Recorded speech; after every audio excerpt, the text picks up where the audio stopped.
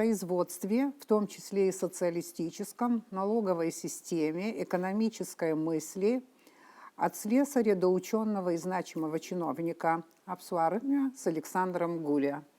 Поговорим? Поговорим. Вы государственный советник налоговой службы и много лет работали в должности заместителя министра по налогам и сборам. И поэтому вас больше в обществе, в государстве знают как налоговика. Но нашу коммуникацию с вами сегодня я начну с вопросов, которые касаются вашей деятельности несколько в иной плоскости, а именно, Александр Резовевич, в 16 лет вы начали трудовую деятельность слесарем-авторемонтником автоколонной. Где это было и как вы научились этой рабочей профессии? Ну, я в 15 лет начал работать.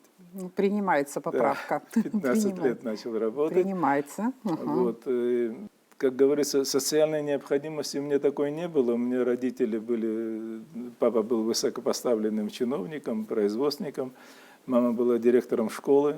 Очень долгое время в совокупности с директорством и заучем. Она была 37 лет. В 1954 году она стала первым директором абхазской школы. Ишерской? Нет. Какой? Сухумской. Вот Сухумской? это та, что 10-я сейчас. Когда 10-я была занята грузинской школой, и пока помещение 10-й школы, горской школы, абхазских школ не было, она была занята грузинской школой, и в 3-й школе, которая сейчас имени Воронова, мама был директорствовала, это была русская школа, но ее сделали абхазской школой. И вот со всего мира, как говорится, со всего Сухума собирали детей, школьников, абхазов, чтобы там обучаться. Но не было преподавателей уже к этому времени. Прошло 7, 8, 10 лет, когда вот школы были закрыты. Не было учебных пособий, учебников. И вот мама занимала, она была первым директором абхазской школы там. И до 1956 года. После этого перевели в здание. То есть она участвовала активно вот в процессе восстановления абхазских школ после смерти Сталина и в связи с, понятно, с хрущевской политикой. Но ее туда не перевели, в абхазскую школу уже. Она уже проявила себя как националистка к этому времени, очень ярко. И ее оставили в 3-й школе директором, в русской школе. А в 10-ю школу, абхазскую школу, там другого человека назначили. Она это воспринимала как ограничение, ущемление? Вот как воспринимала? Ей было крайне неприятно, но что она могла сделать? Система работала по-другому тогда вообще-то, да? Вот. Но самое интересное, что вот в этом абхазском вопросе мой папа активное участие принял. Резовей Гурия. Отец, вы сказали, был производственником. А чем именно он занимался? Он в то время, он был, кстати говоря, депутатом Верховного Совета Абхазской ССР, первого созыва, с 1938 по 1947 год. С ума сойти, какая история. Вот это его немножко сохранило депутатство, кстати говоря. Он был заместителем начальника политуправления строящейся железной дороги. У него полковничья должность была тогда. Вот. И вот когда в 1953 году он был заворгоделом обкома партии еще, но у него с Мгеладзе очень острые взаимоотношения оказались, и Цатуров, его вот этот генерал, который был командующим этой железной дорогой, он его спас, он его назад к себе взял и сделал его начальником отдела кадров. В 1953 году, когда умер Сталин, и возник вопрос о возвращении к абхазским школам, к абхазскому языку, к абхазскому театру, радио и так далее. Вот, в филармонии собрали актив из абхазов, ну, грузины тоже были, мигрельцы тоже были. Вот, и тогда Иван Константинович Тарба был секретарем обкома партии. Он позвонил моему папе. Папа, поскольку женат был на Тарба Вера Константиновне, моей маме, он позвонил, говорит, Арзаби Удурум, это бригайзер отсот филармония. С дырзом и саром хазити. Абас айзер отсот, говорит, а брижешь цены дермит дага, говорит, макум зара их обгалота усквы.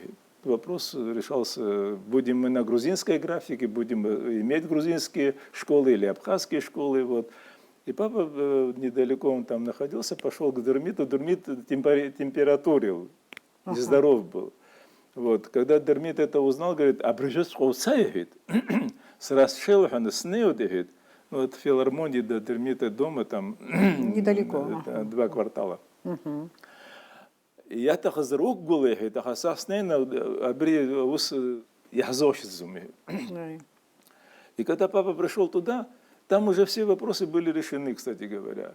И рукой наших абхазов, И как вопрос был решен? выдающихся деятелей наших абхазов, которые сказали, выступали, говорили, что абхазский язык не может выполнять свои функции, поскольку он неразвитый язык, и поскольку у нас и алфавит плохой, и все плохое, и так далее. Вот, и тем более, что уже дети у нас учатся на грузинских школах, по грузинским программам, надо сохранить это. Это говорили абхазы. Ну, в общем, все было спокойно, тихо, вот, и там грузины были, президиумы тоже, и так далее. Вот, и вдруг заходит Дермит, и как рассказывал мой папа, он зашел с центрального входа в филармонии. И вот по этому проходу он прошел весь этот проход. Наверное, он специально сделал, я не знаю. Он прошел этот весь проход, поднялся по лесенке на сцену. Кто-то там выступал из Абхаза, он его просто отстранил, встал и сказал: я, говорит, долго не буду выступать. У нас единственный выход сохранения нашего этноса, нашей нации – это переход на абхазские школы, переход на обучение, переход на все и так далее. Вот. Я, говорит, долго не буду выступать, но я, говорит, буду выступать столько, сколько надо, пока мы не примем правильное решение. Вот Дермит так вот поломал. И вдруг, говорит папа, он там впереди сидел, он говорит, на сцене все забегали. Какие-то телефонные, видимо, разговоры и так далее. Ну, суета началась. Вот. За ним, за Дермитом выступил какой-то абхаз из деревни, я сейчас не помню фамилии. Третьим выступил мой папа. И вот поломалась история. Представляете, Поломалась это на самом история. деле историческое событие. Да. Это историческое событие. Да. Все могло это пойти опубликовано, по-другому. это есть опубликовано. Да? Александр Тарья писал про этот эпизод тоже, в частности, он писал. Да. И вот так вот мы стали абхазами. Мы должны знать и быть благодарными таким людям. Да. Конечно, светлая память. Александр Изобевич, я возвращаюсь к нашему вопросу. Учился я в 4-й школе. И объясню, почему в 4-й школе. Потому что мама была директором абхазской школы, 3-й школы. Она не хотела меня брать к себе в школу учиться. И я поэтому не попал в абхазскую школу. Я учился в 4-й школе до 8 класса. А потом из-за истории с грузинским языком меня оттуда выперли. Вот, и потом мама как-то сумела меня в 10-ю школу перевести, но я абхазскому языку не обучался. Не, ну вы выгнали из школы из-за грузинского языка. Вот, да. То есть вы отказались учить грузинский язык, да? Да, потому что я не имел права. То есть в русских школах обучение было только грузинскому языку, абхазскому языку обучаться нельзя было. Как вы в 15 лет попали на автоколонну и начали работать слесарем? Слесарем, авторемонтником. Да, а что это значит? Вы знаете, откуда это умели вообще? Это же вот, рабочая профессия очень непростая, наверное. Дело в том, что мы к этому времени, в 10-й школе я учился, когда у нас было производственное обучение же еще, и нас обучали авторемонтному делу. Что вы говорите в школе? Я уже там уже год с чем-то ходил в это пассажирская автобусная транспортная компания была, 2658С, аббревируется счет. Это что?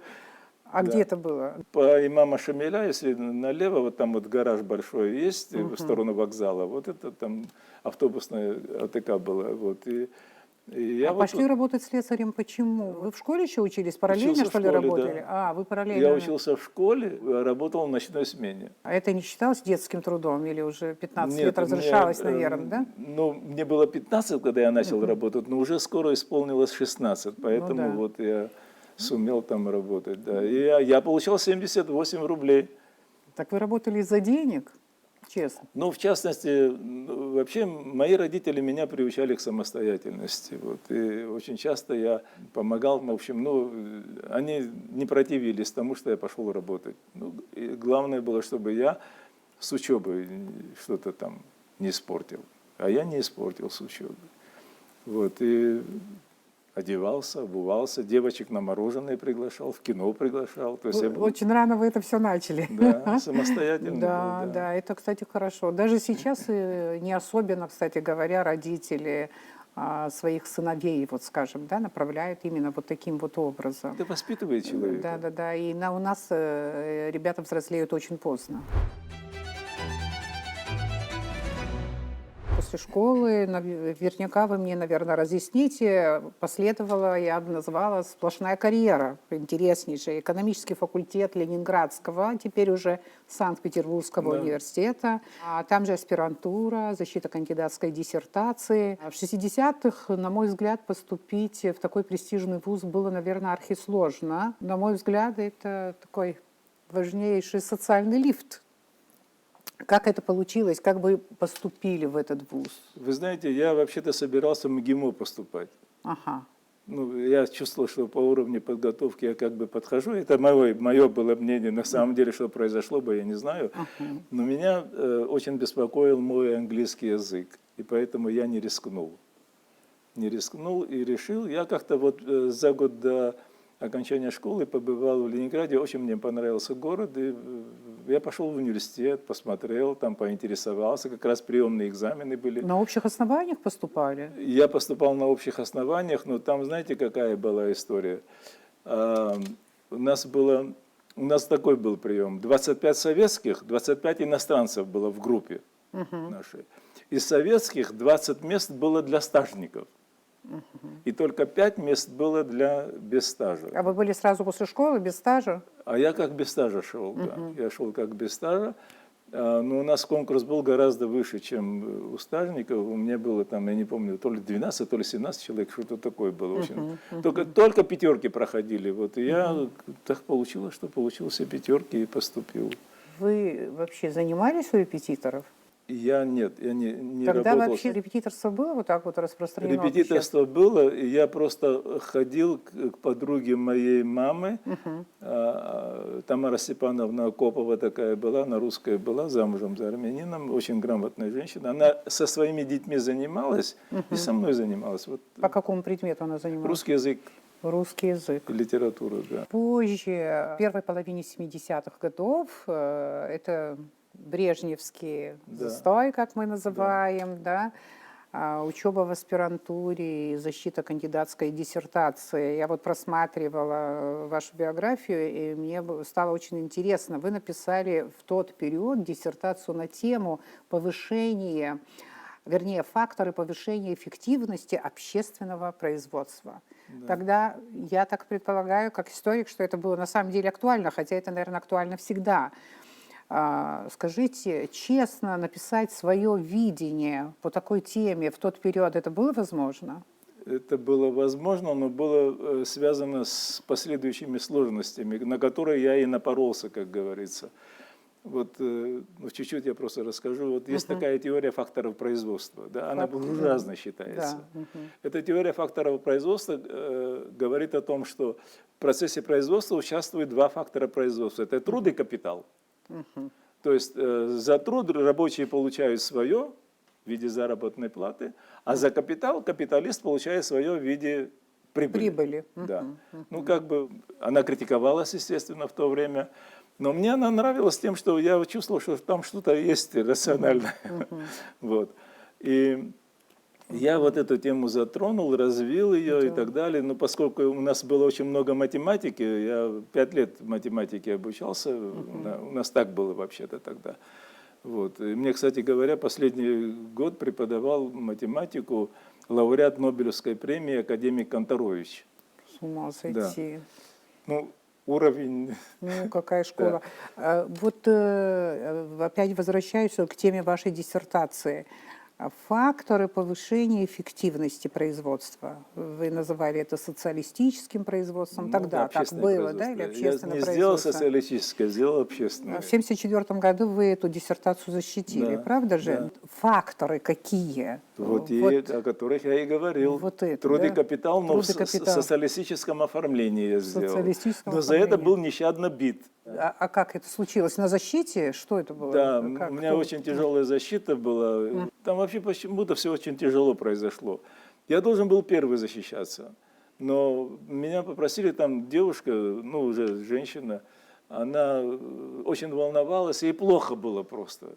И попросил ее научный руководитель, председатель ученого совета, ну, Пропустить мол, ее вы, мол, первое. джентльмен, мол, и я вот согласился, по-другому не мог сделать. Она быстренько за минут 40 защитилась, ушла, и тут я появился со своими факторами производства, со своей математикой, вот, и там еще были какие-то внутренние противоречия в ученом совете с моим научным руководителем, и, в общем, мне сходу задали 13 вопросов, сходу, не говоря уже о потом сопутствующих вопросах, и у меня защита длилась 3 часа 50 минут. Меня, в общем, по-всячески старались там. Ну, я отбивался очень сильно, держался. Ну, молодой же я был, 25 лет, в конце концов.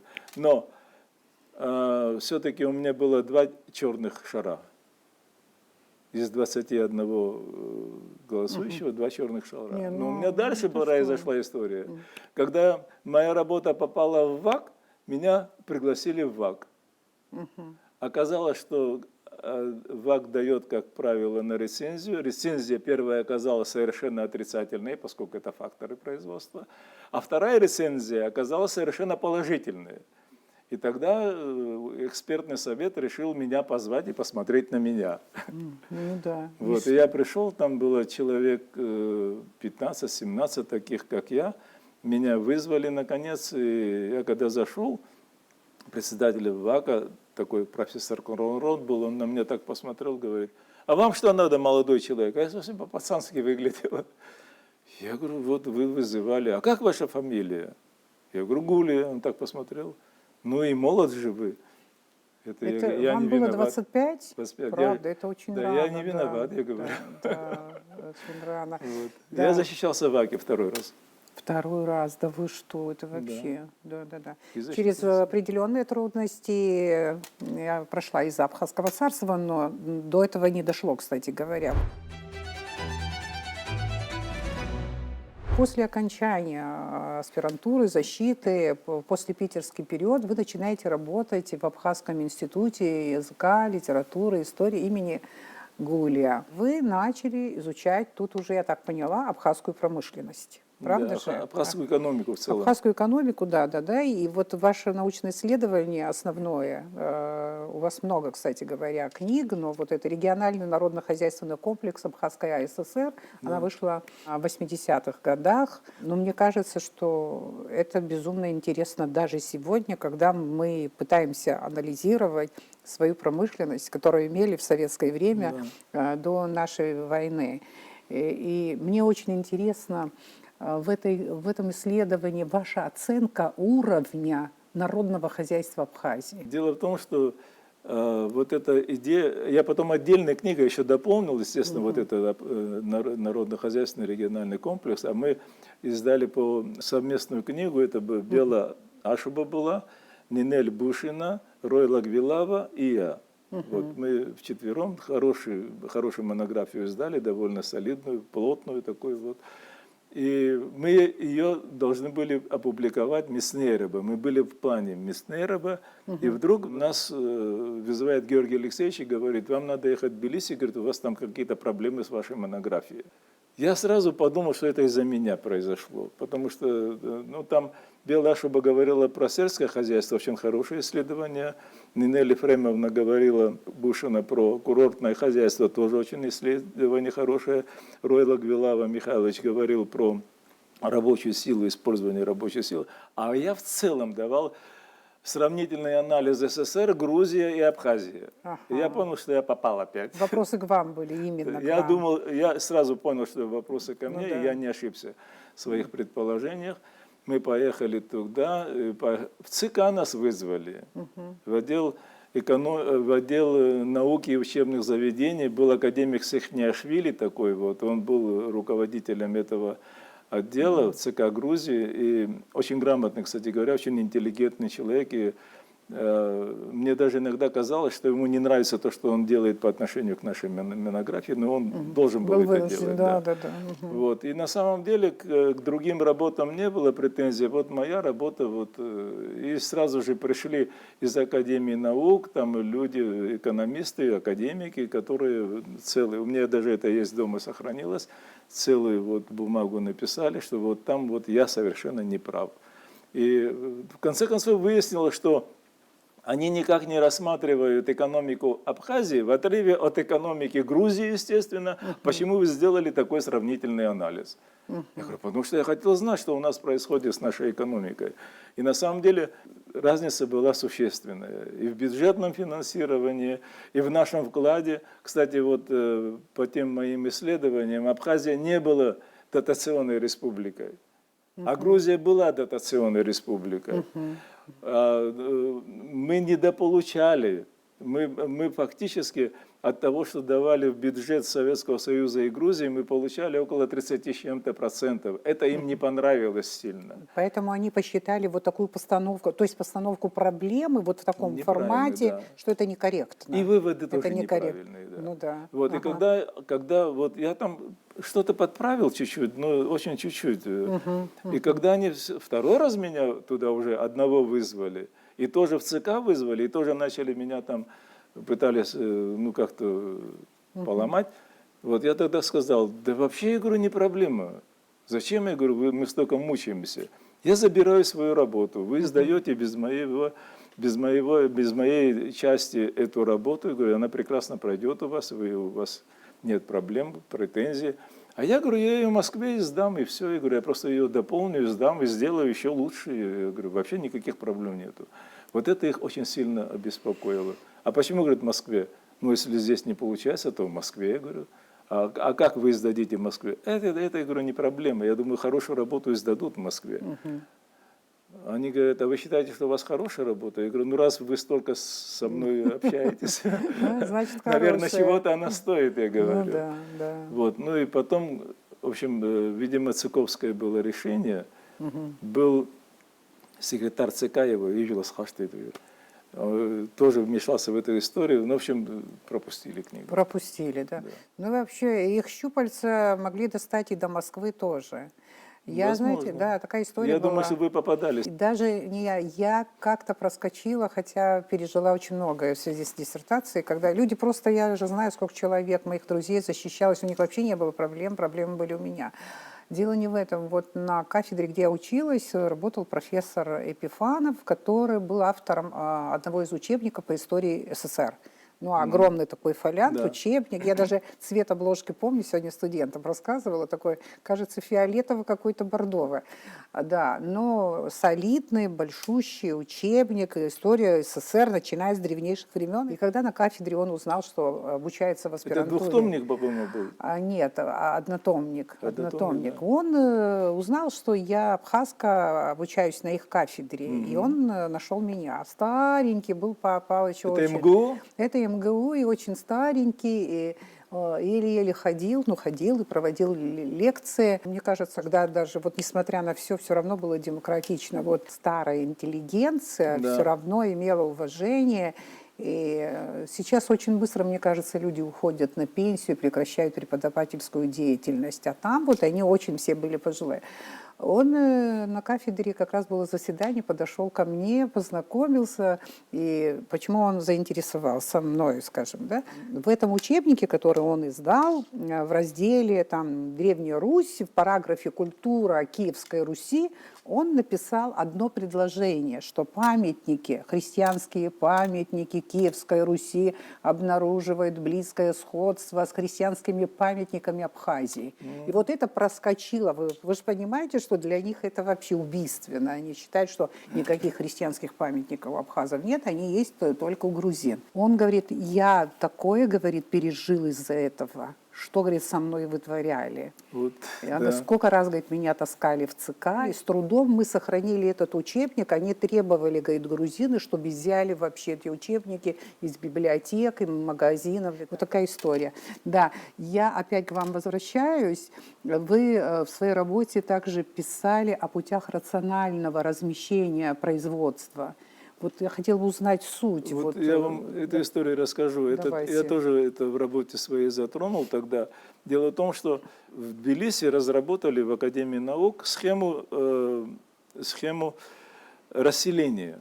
Это была целая история там, вообще-то говоря, да, и вот там они Абхазию показали, и что они показали, что вот поэтапно, по периодам, сколько надо переселить еще людей в Абхазию для того, чтобы ее хорошо заполнить и окончательно решить этот вопрос. Это еще в 1978 году, когда наш этот вопрос тоже схема рационального размещения рабочей силы в Басахзан. Да. Вот это была как бы внутренняя работа, но она попала к нам, и вот из-за этого возник шум большой. Потом, то есть они уже планировали на 20-25 лет, как они будут расселять людей в Абхазии. Переселенцев из Грузии. Из Грузии. В Грузии, но нас заинтересовала Абхазия, там же раздел был по Абхазии, и он был очень насыщенный, этот раздел. Но переселяли-то кого в Абхазию? Оттуда, из Грузии, из Грузии, из Грузии. Тогда же уже вот к тому времени мы уже начали понимать, что с нами происходит. Тот же самый ГИСХ. Это же вы представляете, сколько преподавателей сюда приехало, сколько студентов сюда приезжало обучаться, сколько здесь оставалось, оседало. Это был на самом деле глобальный проект. Конечно. Глобальный, очень продуманный проект, очень продуманный. Вот я прекрасно помню, там из преподавателей только 4 или 5 преподавателей было абхазов, не было абхазов вообще. И только был грузинский сектор, естественно, и русский был. Ну тогда маленький. о каком размещении производства рациональном вы могли говорить вот в этой ситуации? Это они говорили, они так хотели, а мы это критиковали. Кстати, вы в работе это критиковали? Да. Вот, и там еще, вот я еще критиковал вопрос, связанный с рабочими местами в Абхазии, потому что у нас безработица была выше, чем в Грузии. Безработица была высокая и выше, чем в России. И потом я везде показывал сравнительный анализ экономический, вот, какая производительность труда в Абхазии, какая в Грузии, какая оснащенность фондами в Абхазии, какая в Грузии, какая в Советском Союзе, энергоемкость товарная какая. Везде мы были в худшем состоянии. У нас, и кроме этого, я еще показал, что местные органы государственного управления могли управлять только 16 или 18% нашего производства. Все остальное было подчинение грузинское и российское. Вот эти исследования, вот эти книги сейчас студентам рекомендуете? Вообще наши студенты, особенно экономического факультета, они читают? Я иной раз вижу в работах, дипломных работах ссылки на эти... Ссылки есть. Да, ссылки есть. Но, знаете, вот, наверное, это сейчас уже актуально только вот в историческом плане. Это кое-что сравнить можно вот, на самом деле. Вот мало кто знает в Абхазии, что на самом деле у нас ведущей отраслью было не сельское хозяйство. Большая часть объема производства создавалась в промышленности у нас. Промышленность превалировала. Просто золотые слова. Вот на самом деле опять мы возвращаемся к оценке уровня народного хозяйства, промышленности. Да. Вот скажите о промышленности, Да. какой она у нас была, на каком уровне, какие объемы? Вот я вам сейчас скажу. Вот промышленность нам давала больше, чем сельское хозяйство. У нас было несколько отраслей всесоюзной специализации. Это вот, в частности, субтропическое сельское хозяйство, курорты. Наука, как ни странно, была отраслью всесоюзной специализации. У нас наука была достаточно хорошо развита. И вот промышленность. Промышленность у нас давала, по тем моим подсчетам, около 1 миллиарда рублей в год. Это по тем деньгам. Это очень много было. Много, да? Это очень много было, да. И промышленность давала нам больше доходов, чем сельское хозяйство. Но хотя сельское хозяйство, оно было очень необходимо, потому что в Советском Союзе практически только у нас эти культуры произрастали и производились. Но промышленность она была очень развита.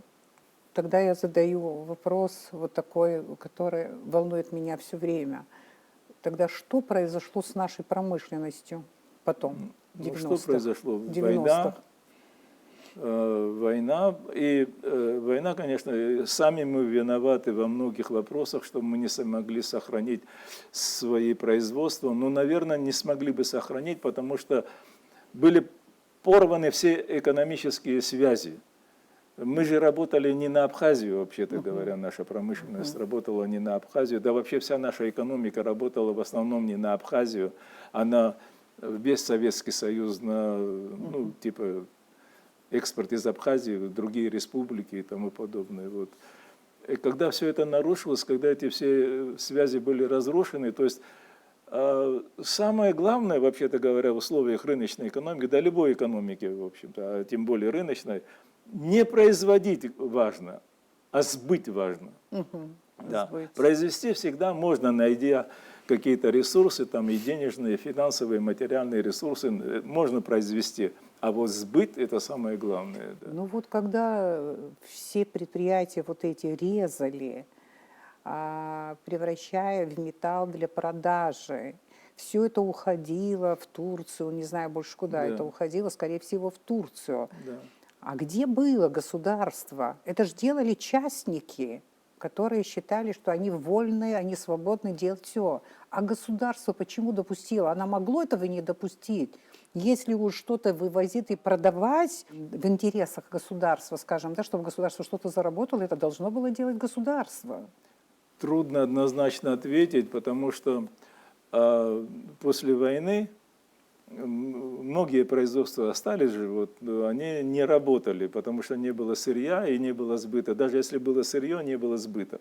Вот, и сохранять эти производства, это не только наша послевоенная проблема, это для любой страны проблема, вообще-то говоря.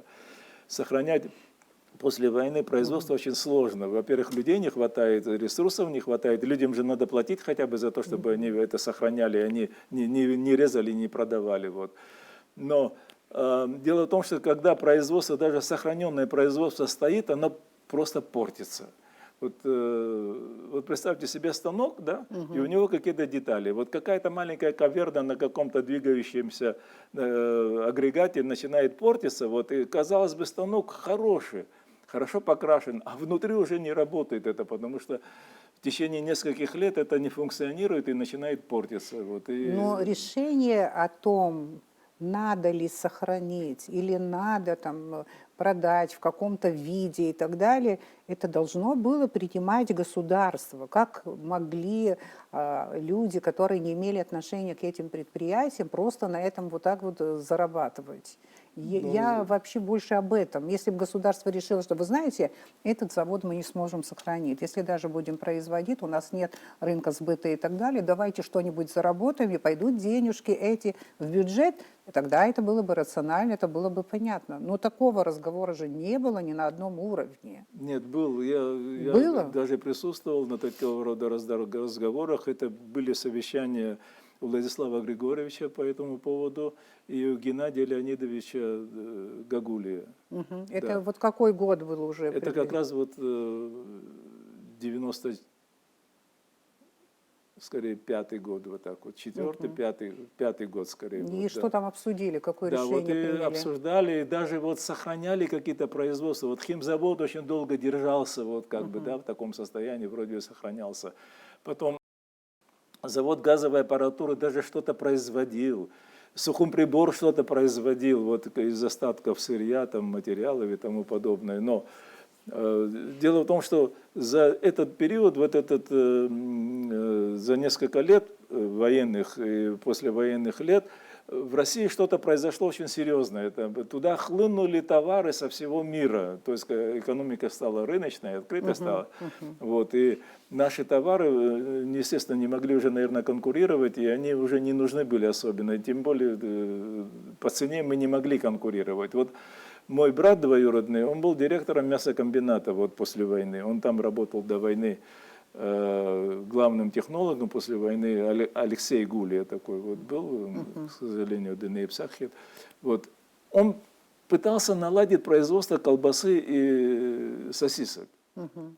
Но он делал по старым технологиям, он делал правильную продукцию, качественную продукцию делал. Но он не смог выдержать конкуренцию. Он держался года 2, наверное, 3, вот как-то он старался вот, выдержать. Конкуренцию с поставками из России? Да, вот это... А почему государство не могло эти поставки остановить? Нет, но государство уже не могло этим заниматься. Мы уже перешли на рыночную экономику, и появилась Но рыночная колбаса, завали. экономика не допускает протекционизма, что ли? Почему нельзя проводить политику Ну, это было протекционизма? небольшое производство. Не, ну, в На целом местном вообще, ну, сырье. жалко, Местное сырье очень да. дорогое. Наши коровы не мясной породы, они такие вот. Ну, он с трудом вот держал какой-то коллектив, там, с трудом производил. Это было вкусно, но это было дорого. И вот эти вот польские сосиски, предположим, и окорочка там какие-то, и какие-то колбасы, в которых мяса очень мало, они, конечно, задушили просто-напросто. Вы посмотрите, и сегодня у нас вот мясо на рынке стоит 800 рублей где-то. Да? А колбасы, посмотрите. Ну, может колбаса стоит 600-700 рублей?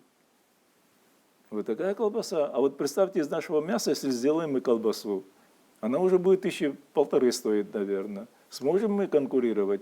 Ведь все зависит от покупательной способности населения. Если у населения есть возможности покупать более дорогие вещи, они будут покупать более дорогие вещи. Если нет такой возможности, будут покупать самое дешевое, чтобы прожить как-то, каким-то образом.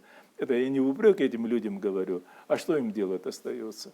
Заработная плата, если низкая, доходов нет, ну, конечно, он будет покупать то, что он может купить.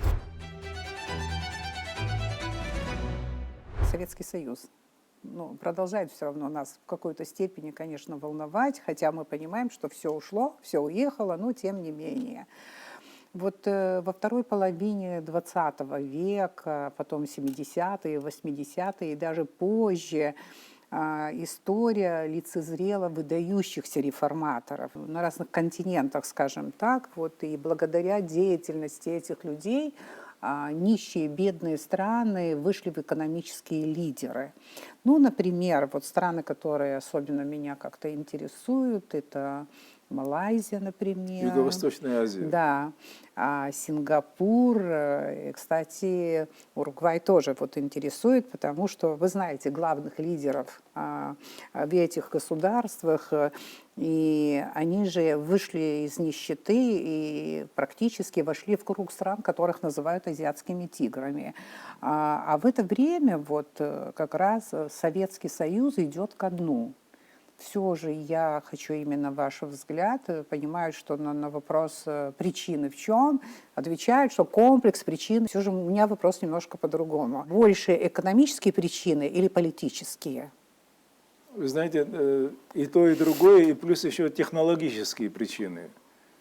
Ведь как раз вот эта вторая половина – это эпоха 4-го этапа научно-технической революции. Да, и вот бурно все начало происходить. Вот, раньше наука и техника как бы более-менее они были близки по времени. Да, научные разработки, потом внедрение, там, а вот на 4-м этапе все сильно изменилось. Очень быстро стали создаваться новые технологии. В Советском Союзе отстали от этого немножко, потому что руководство стало старым, к сожалению, да.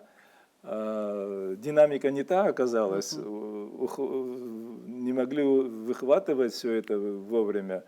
И даже вот тот эксперимент, который сделал в свое время Косыгин вот с хозрасчетными организациями, а потом загубили же этот эксперимент. Ну, что сделал Косыгин? Косыгин сказал, что надо разрешить предприятиям самим определять количество работающих. Да, при том же фонде заработной платы. Ну, если у вас работает 100 человек, а фонд заработной платы 100 миллионов, то вы каждому будете платить там определенную сумму. Но если вы сделаете 50 человек, они будут получать из того же фонда заработной платы в 2 раза больше, то они будут работать лучше, будут и, вкалывать будут, откровенно говоря. Да. Вот. Но даже это было загублено. Ну и потом, конечно же, вот этот период постоянного ухода из жизни лидеров советских, начиная с Брежнева в 1970 в 1983 году Брежнев умер, и все, началась вот эта чехарда. Каждый из Андропов, последующих, Черненко и так далее. они же Да. работали по году, полтора, больные люди были. Вот, ну, пришел вот этот вот человек, которого называем Горбачевым, который, конечно же, был совсем не лидером, и в этих вещах, на мой взгляд, не разбирался. Проблема качества политической элиты, наверное, Сыграла. остро стояла, Да, и проблема лидера. И не просто лидера, а такого лидера, который бы немножко по-другому бы мыслил, Ну да. по-новому мыслил бы, чтобы, да. Вот не нашлось такого, вот, да. Вот, даже тот же самый Андропов, которого сейчас все хвалят, и я тоже хвалю, но он старался наладить производство за счет дисциплины. А ведь другие же есть методы, наверное, да. Но, наверное, в это время можно было бы уже и немножко и подпустить частную инициативу и так далее. Вот, да, вот Китай, посмотрите, вот видите, какие темпы дает. А мы уже к тому времени темпы потеряли. Хотя у нас в Советском Союзе были темпы 15%, 18% годовых были. Огромные темпы роста были. А потом вот мы не успели в этот поезд. Удивительно. В то время как вот не державы, а совершенно маленькие государства при нормальных лидерах, посмотрите, что они натворили. Вот я читаю вот о Махатхире Мухаммаде, да, вот лидер, глава правительства Малайзии. Учет национальных особенностей. Вот эти азиатские страны все-таки они не пытались заимствовать западные модели развития, они пытались именно азиатские модели развития. Это несмотря на то, что МВФ на них оказывал давление, все равно они настаивали на своем и учитывали национальные особенности. Вот меня вот это волнует. Вот понимаем ли мы вот в Абхазии наши особенности для того, чтобы выстроить модель экономического развития? Знаете, у нас что-то есть, но чего-то не хватает. Вот эти азиатские юго-восточные страны, они отличаются от нас по менталитету, по отношению к труду, скажем, да, это тоже очень важный фактор. Это важно, да. Они умеют вкалывать по отношению к труду, а потом они привыкли к достаточно жесткой дисциплине. Это же колониальные страны, же, да, и там их нещадно эксплуатировали. Но там появились люди, которые стали это все понимать, но при этом они начали привлекать что? Передовые технологии.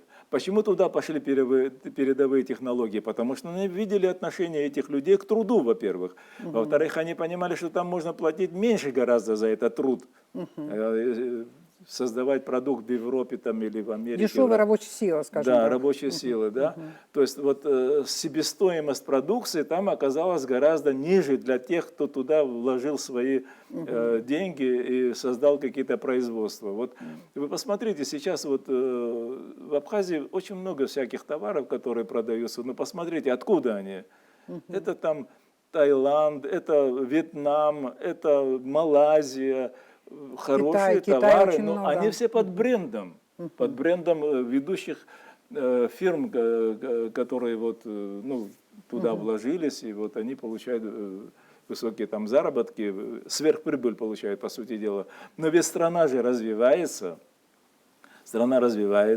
страна больше получает средств в бюджет, появляются возможности для социального развития, для политического развития, для, не знаю, научного развития. Вот эти страны вот очень хорошо воспользовались, особенно Сингапур.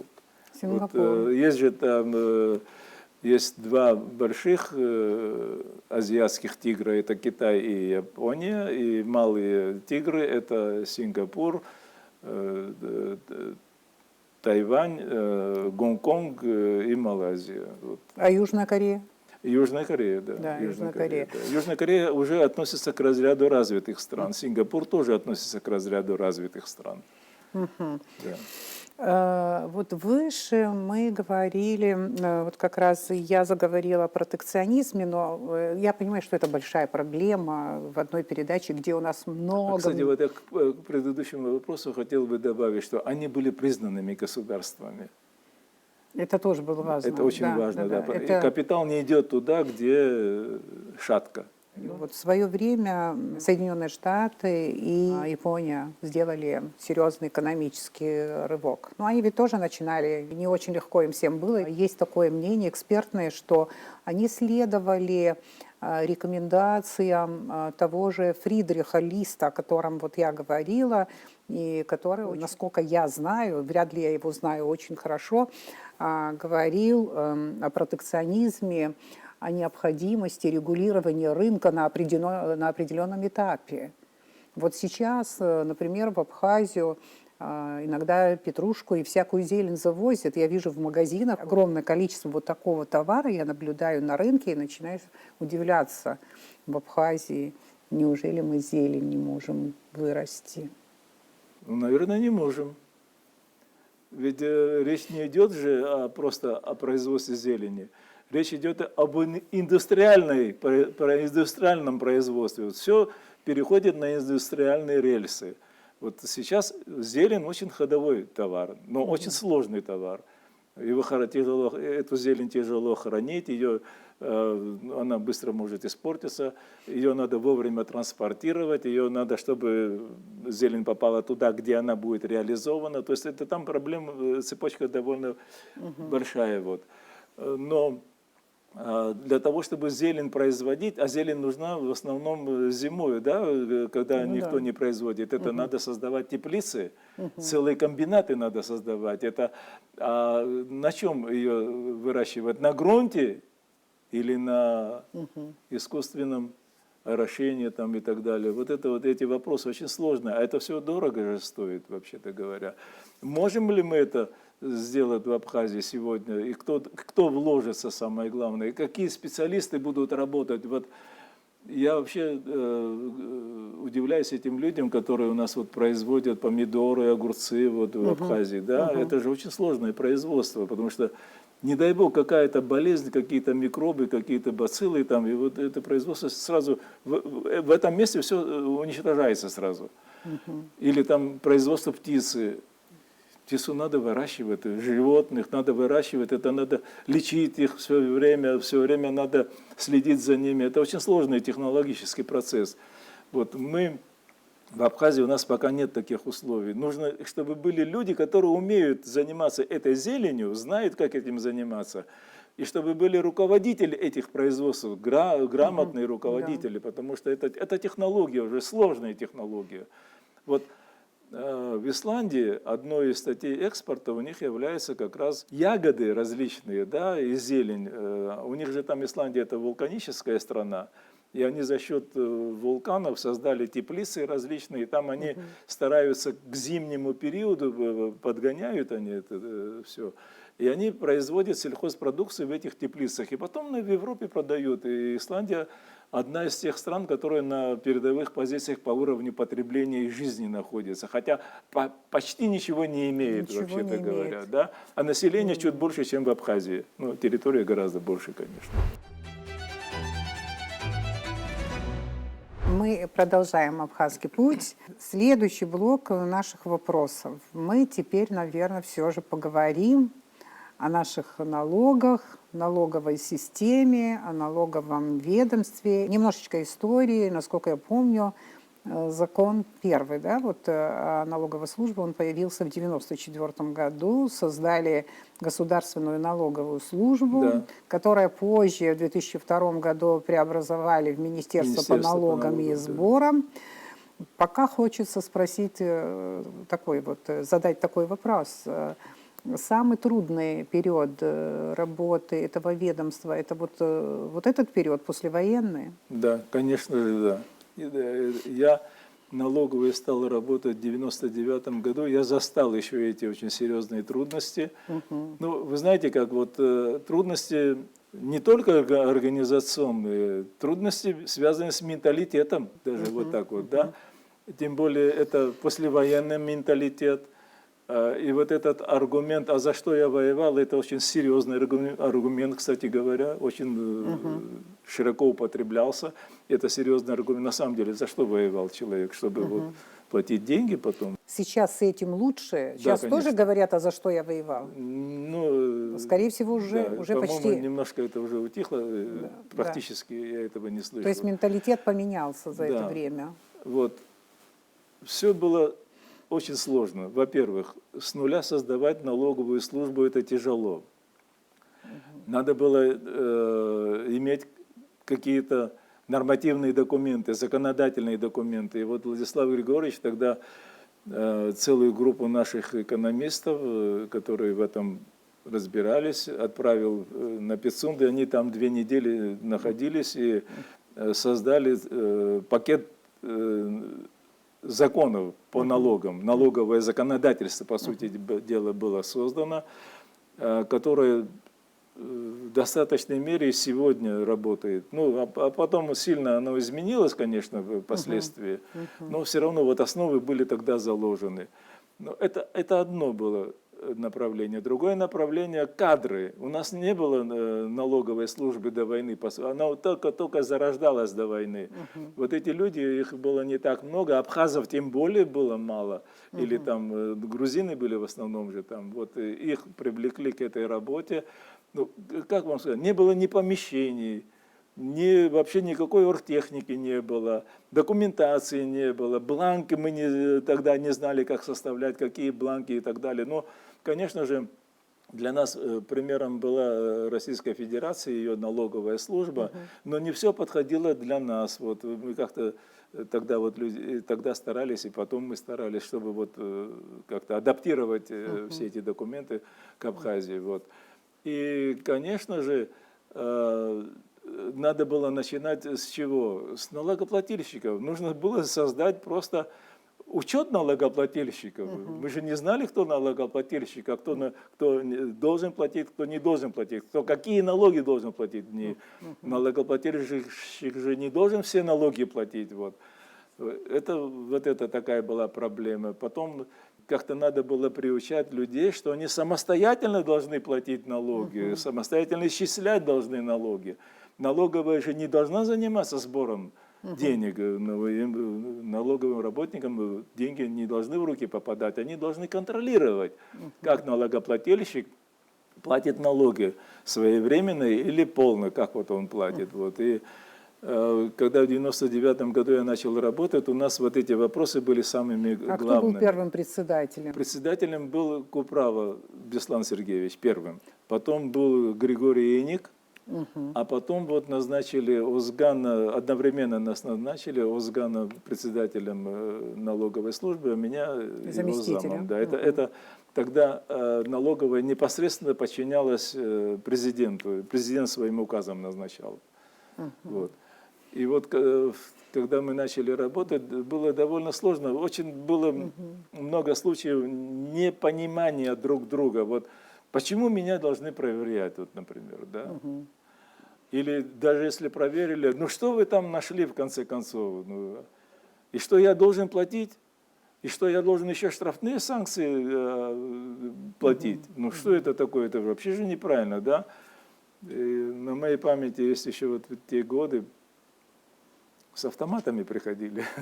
Кошмар. Да, с автоматами приходили, но вот я к своему удовольствию могу вам сказать, что за 20 лет работы в налоговой службе я никогда ни с кем не поругался из налогоплательщиков.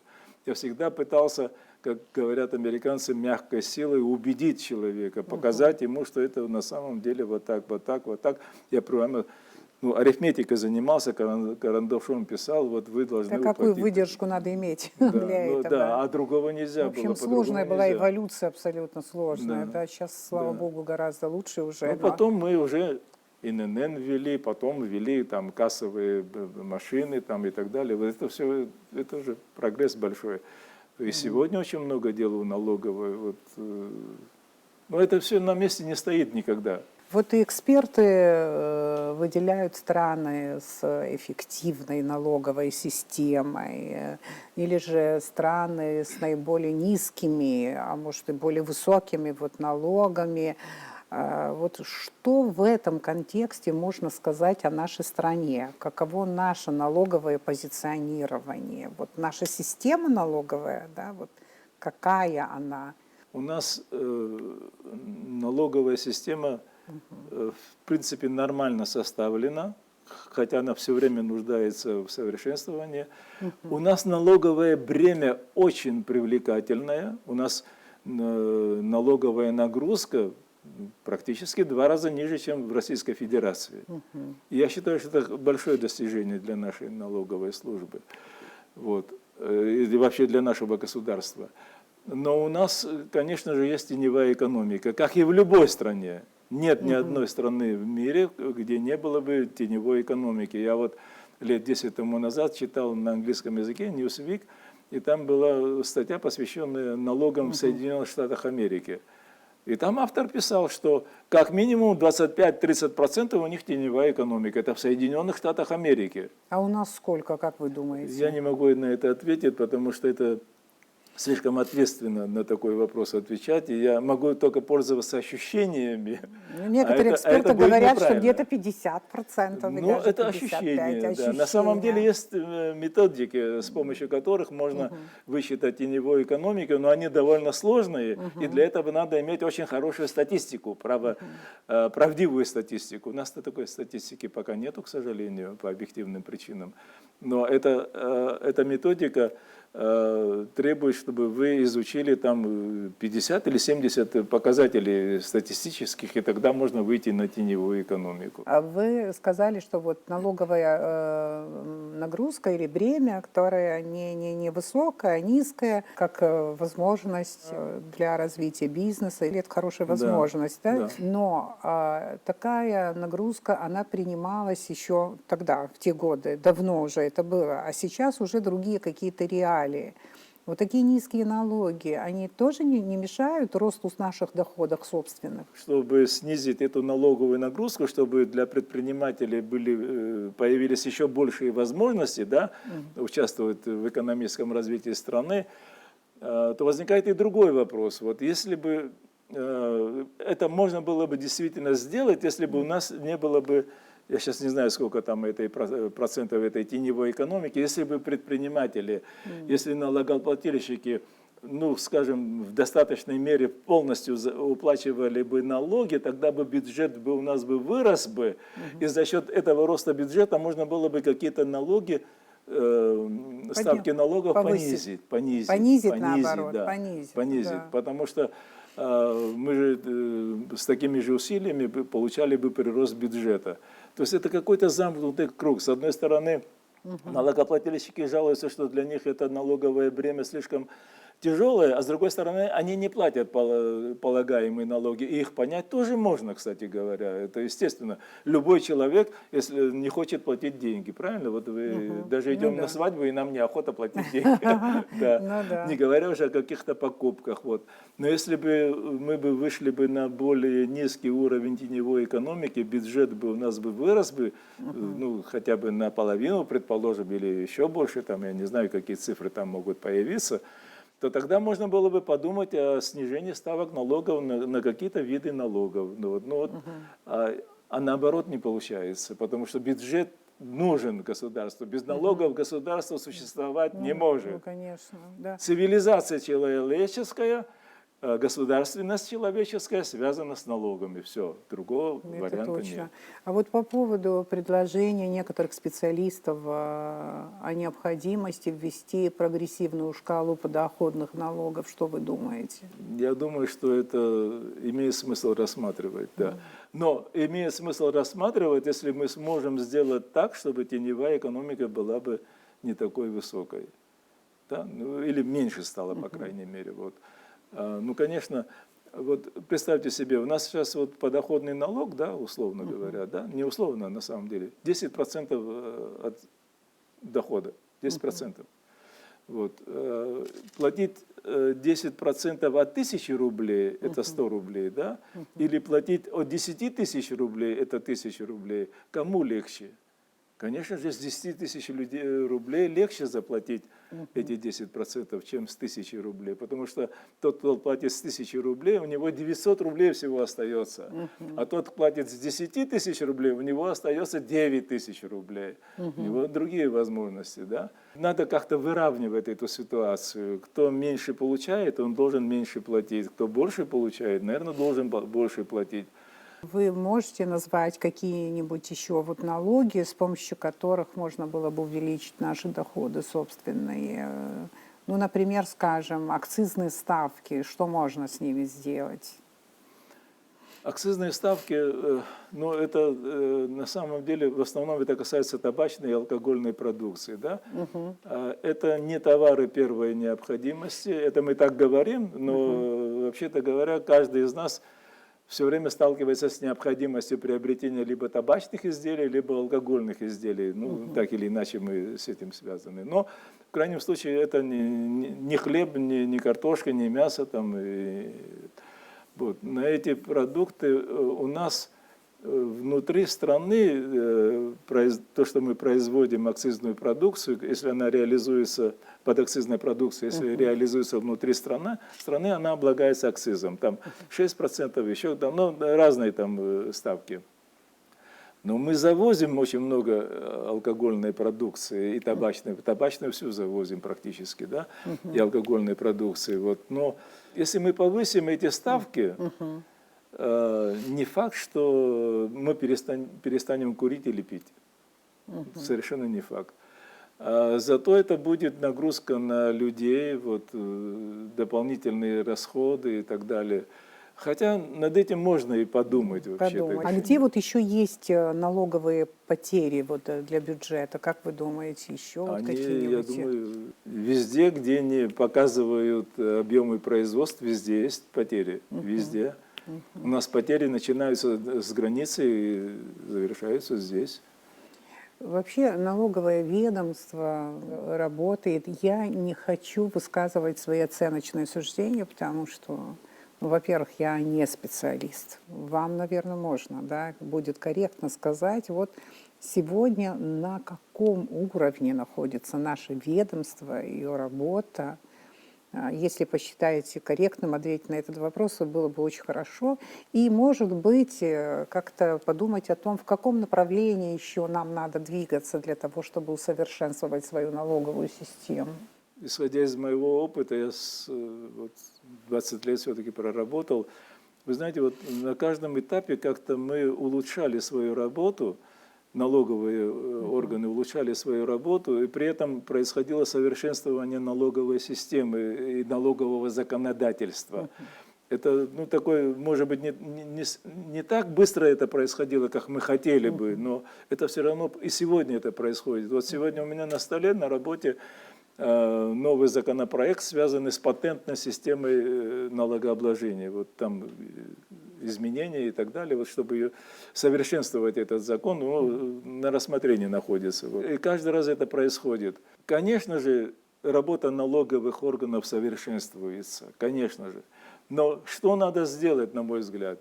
На мой взгляд, надо постараться сделать так, чтобы из тени выходили предприниматели, чтобы предпринимательство было более прозрачным, чтобы налоговая видела эту тень, и чтобы эту тень можно было не обязательно наказывать, но чтобы из этой тени были платежи в бюджет. Вот это самое главное. Вот это очень важная история, и я думаю, что там есть резерв. Вот как-то иногда бывают в регионах у нас назначают новых руководителей, и там вдруг появляется большое количество неучтенных налогоплательщиков. Это нехорошо же, правильно, да? Ну, с другой стороны, выявили, поставили на учет, и они начинают платить налоговые платежи в бюджет. Вот это самое главное, на мой взгляд. У нас, наверное, так вот завернут гайки вот совсем. Но у нас налогоплательщики тоже стали гораздо более сознательные на самом деле. Вот есть многие просто работают по-белому. Вот. Многие работают по-белому, им это не надо, они хотят спокойно, как говорится, жить. И у них партнеры такие же, которые работают по-белому, и они вот показывают все. Но далеко не все это делают. Да. И по налогам еще вот такой вот вопрос. Вы, конечно, читаете много, изучаете, я так думаю, разные налоговые системы. Вот мне интересно, вот на ваш взгляд, на налоговую систему какой страны можно было бы обратить внимание? Я вот много слышу об эстонской налоговой системе. А еще вот целый ряд государств, о которых говорят, что и налоги настолько все разные. Вот я пыталась посмотреть там, да, в Соединенных Штатах Америки, в штатах разных, все по-разному, разные ставки, разные Да, да. налоги. Да, есть где вообще даже подоходный налог не платят и прочее. Вот А есть какая где ого, система? как платят. Ну да, а есть страны, где налоги такие высокие, как типа Швеция. Это все зависит от уровня развития экономики страны. Если экономика развитая, стабильная, то можно применять не более жесткие, но более нагрузочные системы можно применять. Да? Экономика выдерживает. Там. Наша экономика такого подхода не выдержит. Да, надо примеры брать, надо читать, надо смотреть, надо сравнивать, и что-то нам ну, может и подойти на самом деле. Вот. Но я, например, считаю, что нам надо в нашей стране, нам надо переходить к более простому налогообложению. То есть не целая куча налогов там и так далее. Вот те налоги, которые видны, которые легко считать и налогоплательщику, и налоговым органам, ну, которые просто видны налоги, надо все-таки сокращать, на мой взгляд, количество налогов и сделать упор на те налоги, которые видны, из которых на стрик больше. Дохода больше. Вот, да? А с такими развитыми странами, вы упомянули Швецию, ну, там подоходный налог 70%, у нас 10%, 70%. Но у них зато социальная система совершенно другая. Швед, натурализованный швед, он ни за это не платит, ни за то, ни за третье, ни за десятое не платит. Но зато к нему, если приходит налоговая, она может ему заглядывать даже в кастрюлю. И в Швеции украсть деньги, это не значит, что ты можешь их потратить. Потому что ты везде должен отчитываться. Там декларации не только о доходах, но и о расходах. Если бы мы смогли бы это сделать так, чтобы наши декларации работали бы, многим стало бы не по себе, я думаю. Вот. Так что вот нам надо пока укреплять экономику вот всеми способами. И при этом, конечно, пользоваться мировым опытом обязательно. Мы продолжаем «Абхазский путь». В нашей студии Александр Гуля. Я продолжаю мониторить ваш карьерный путь и возвращаюсь вот к такой детали. С 1979 года по 1991 вы работали в обкоме партии. Сначала инструктором, потом завсектором науки и учебных заведений. Так называлось, да? Хочу спросить, почему работе в институте научном предпочли вот обком партии? И еще интересно то, что вы пришли туда работать после тяжелого 1978 года. Надо начать с того, что я, когда защитился, я вообще хотел остаться, у меня были какие-то хорошие перспективы там в Ленинграде, я мог и за рубеж поехать, но я был единственный ребенок в семье. Ну, что мне было делать? Я понял, я начал уже там работать, и потом я понял, что мне все равно придется вернуться. Я вернулся, вот, и начал работать в ОБНИ. Начал работать в ОБНИ сначала научным сотрудником, потом старшим научным сотрудником, ну, занимался экономикой. Вот, и получилось так, что здесь, в Абхазии, проводили всесоюзную научную экономическую конференцию, на которую приехала почти вся моя кафедра. Вот, ну, ведущие экономисты приехали, и заведующий кафедрой, и мой научный руководитель был, и другие были. Вот, и когда я своему папе сказал, он говорит, так их надо пригласить, говорит, пригласить домой, говорит, ну, да в сумме. Я их пригласил домой, Чечика, Бзе, Харцан, Аген, вот там мы сидели и прочее, вот, и разговаривали, они там меня хвалили, папа никогда меня не хвалил. И, вот, и потом зашла речь о том, что мне надо продолжать работать, надо идти... Он тайно вами гордился. Ну, может быть, не знаю. Да. Надо, говорит, ну, вот эти мои руководители из университета сказали, надо идти в докторантуру. И мы договорились, что в ноябре я поеду в докторантуру, они там все это сделают, и процесс пошел как-то, да, покатилось все. Вот. Это был 78-й год как раз. Вот. А в 78 году вот эти все события были. И помните это знаменитое письмо, которое было написано, ну, конечно, да, и подписано 160 или 140 130. человек. Да. Вот, Письмо 130 называется, да, насколько я помню. да. Да. Поскольку я работал в ОБНИ, я не был автором этого письма, но экономическую часть Рой Лагвилава и я писали, в общем. Да. Там же не было эта часть за этим автором, да, или конечно. общее письмо Но было. это коллективное письмо. Коллективное письмо. Вот. Коллективное. И потом так случилось, что письмо вроде бы было готово, я знал, кто приблизительно, ну это тоже было как бы секретно, чтобы лично не болтал никто. Тогда в ОБНИ так было устроено. Каждый год мы имели возможность раз или два раза выезжать в Москву или в Питер, работать в научных институтах или в библиотеках. И я как раз уехал туда на 2 месяца. В Москву уехал, поехал в научный институт. Ну, мне нужно было для работы, как бы, Да, плановый. да. Вот, да.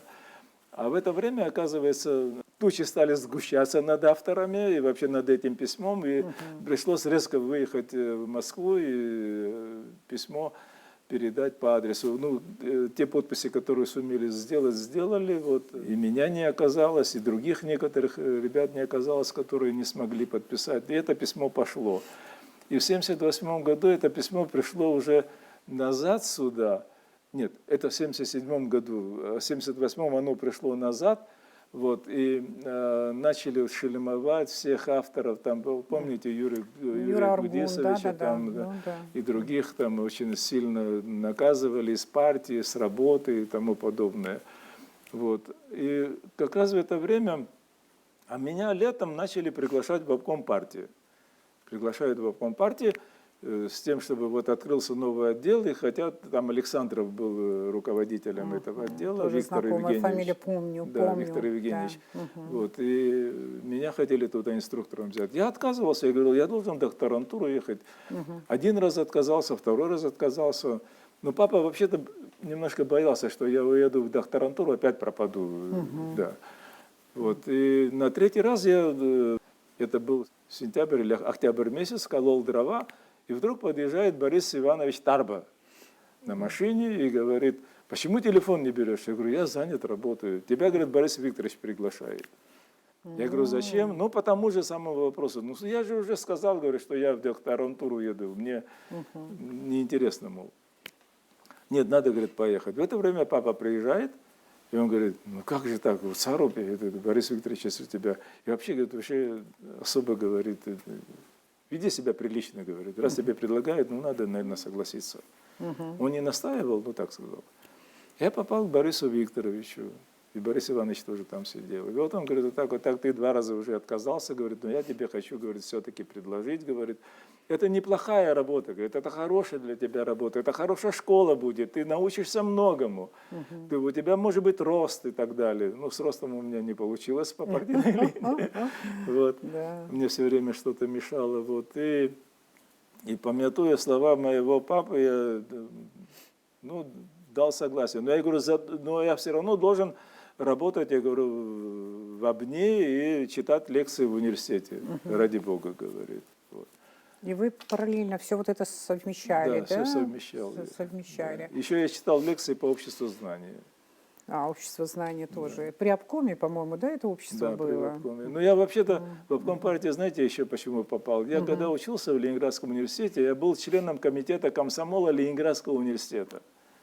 Всего Ленинградского университета. Так, это случайно произошло. Почему случайно? Да, случайно, потому что, видимо, кто-то мое имя назвал, но я вообще-то был комсоргом курса, там, в студенческом научном обществе работал, там, на 4-м курсе уже статьи у меня появились. Ну, тогда это не случайно уже. Ну, может быть, да. Это уже не случайно. Да. И вот, когда я приехал сюда, Давид Пилия был первым секретарем обкома комсомола, он откуда-то это узнал, и он пригласил, он хотел меня взять на работу в обком комсомола. И вроде бы там все было нормально, и вот он позвонил, говорит, надо, говорит, приехал из ЦК Грузии, говорит, ответ инспектора, он хочет с тобой, говорит, побеседовать. Ну, тогда за орготделом был Начкебе Галактион, мы пришли к нему, в кресле сидит этот ответ-инспектор, как сейчас помню, Бригадзе, здоровый такой мужик, Начкебе за приставным столиком, и все так это перед ним лебезят. Вот. И он со мной разговаривает, я думаю, что за вопросы он задает? Там же анкета моя лежит. Потом он спрашивает, как у вас с языком? говорю, в принципе, нормально. Ну, что значит нормально? Я говорю, ну, говорю, пишу, разговариваю, нормально говорю с языком. А где вы язык выучили? Ну, в школе учил, я говорю, в университете учил, в аспирантуре учил. Я, говорю, вы про какой язык? Я говорю, по-английски. А я тогда хорошо тарахтел. А на он английском, грузинский да. спрашивал. Он говорит, я, говорит, про грузинский, говорит, спрашиваю. Ой, я говорю, с этим языком у меня гораздо хуже, говорю. Я лучше мигрельский понимаю. Ты лагетовый, ты хвасит просто. Он как начал орать, он прямо до потолка прыгал, он напал на этого Начкебия. Ты что это, что за мигрельский язык? У вас здесь, оказывается, все провалено, у вас вся идеологическая работа нарушена, у вас национальный вопрос, говорит, очень остро стоит, оказывается. Этот бедный Начкебия, какой мигрельский язык? Нету мигрельский язык, есть грузинский. Как я говорю, нету, говорю, все соседи мигрельцы. Ужас, ужас. Вот и я не попал. До чего в дело обком комсомола, доходило? да. Потом дядка вышел и говорит, Сасай Ухаме. Я говорю, нет, слушай. Естественно, ответил. А потом вот уже в обком партии попал. Ну, в известной степени не жалею. Вот я многому научился на самом деле. Да, во второй половине 90-х вы работали в разных местах. Сначала, по-моему, в комитете, госкомитете по внешнеэкономическим связям, потом заместителем генерального директора госкомпании «Абхазимпекс», заместителем министра экономики работали, по-моему, в течение 1 года где-то, да? Больше 1,5. А вот дальше вы уже в налоговой. Вот как ваш приход в налоговую службу произошел? Тоже достаточно неожиданно для меня. Я уже работал заместителем министра экономики. Вот, и как раз произошли выборы, и Владислава Григорьевича 2-й раз избрали президентом. Вот. И он меня позвал к себе и говорит, слушай, говорит, вот, ну как-то у нас нормальные какие-то, хотя и были недоразумения, такие серьезные недомолвки были, ну, иногда он на меня был обижен, я на него, у него характер не всегда сладкий был, кстати говоря, но он был объективный человек, вот это самое главное. И он мне предложил, ну, министерский пост какой-то там. Мне это не хотелось, но я так ушел. Потом я подумал, и через пару дней я ему позвонил и говорю, Александр Григорьевич, ну приходи, говорит. Я пришел к нему и я говорю, Александр Григорьевич, я подумал, говорю, я не могу принять ваше предложение. И я говорю, ну, не вижу особой перспективы в этом направлении, не хочу быть там вот так вот. Он говорит, ну что за ерунда, говорит. Люди наоборот просят, говорят, я тебе такое место дал, говорит, а ты отказываешься. Ну, вот кто просит, тому и дайте, говорю. На существование базовой, это, говорю, вообще не мой вопрос. Я нахожусь, я говорю, я заместитель министра экономики, меня это вполне устраивает. А если что-то другое, это ваши проблемы. Я говорю, не моя головная боль. Он потом через пару дней позвонил и говорит, знаешь что, говорит, вот... пойдешь в налоговую, говорит. Пойдешь? Я говорю, куда направите, туда пойду. Я, говорит, не могу тебя сделать председателем. Я что, сказал, что я буду председателем? Кем? Ну вот замом пойдешь, я, говорит, указ напишу, говорит, пойдешь замом. Вот. И потом был очень интересный эпизод. Потом он сидит и у меня спрашивает, послушай, говорит, а вот на эту должность, вот кого бы ты мог бы рекомендовать? Ну, что-то я там вспомнил, кого-то забыл, а вот на эту должность. Потом я говорю, Александр Григорьевич, вот так неправильно делать. Он говорит, а как правильно? Я говорю, надо составить резерв кадров.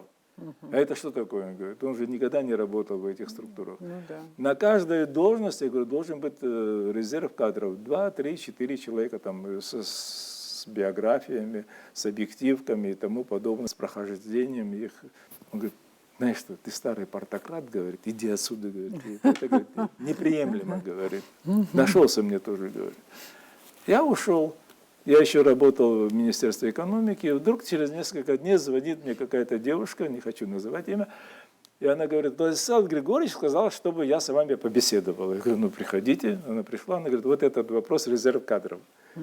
И я ей рассказал, как это делается. Она сидела, записывала, нарисовали мы какой-то там вот, типа бланка, расписание, что-то такое. Вот, и вот, а я потом сидел и думаю, вот он меня сходу вот не воспринял то, что я сказал. А потом подумал. А потом додумал. Да. И прислал человека.